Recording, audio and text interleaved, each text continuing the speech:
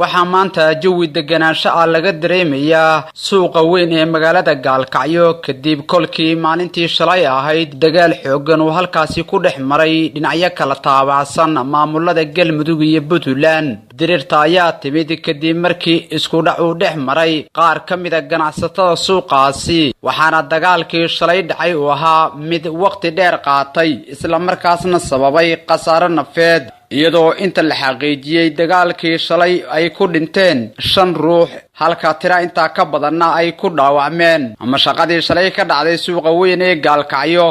ayaa ahayd mid gabaldhicii shalay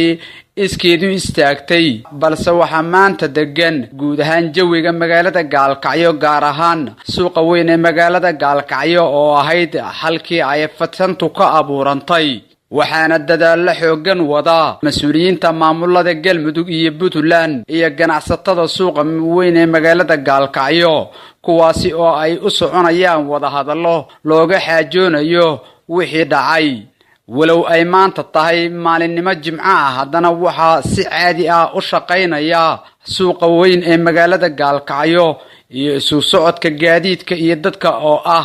mid jawi nabadgelyo ah ku soconaya. Mas'uuliyiinta iyo ganacsatada dadaalka wada oo Honkebel TV la hadlay ayaa sheegay in arrinkaasi uu ahaa wax laga xumaado, isla markaasna ay hadda ku guda jiraan sidii ay u soo afjari lahaayeen soo noqosho ka timaada mar kale. Magaalada Gaalkacyo oo halbowle ganacsi u ah gobolada dalka qaarkood ayaa waxaa ku soo noqda colaadaha markaasi dhex mara dadka wadadaga gobolka, waxaana xusid mudan in bila ka hor la sameeyay ciidamo isku dhafa oo ka kala socda maamulada Galmudug iyo Puntland, kuwaasi oo loo yagleelay ka shaqaynta nabadgelyada gobolka, waxayna ilaa iyo shalay ku hawlanaayeen daminta xiisadii ka kacday suuqa magaalada Gaalkacyo, halkaasi oo qudhooda askar ka tirsan ciidamadaasi ay ku geeriyoodeen.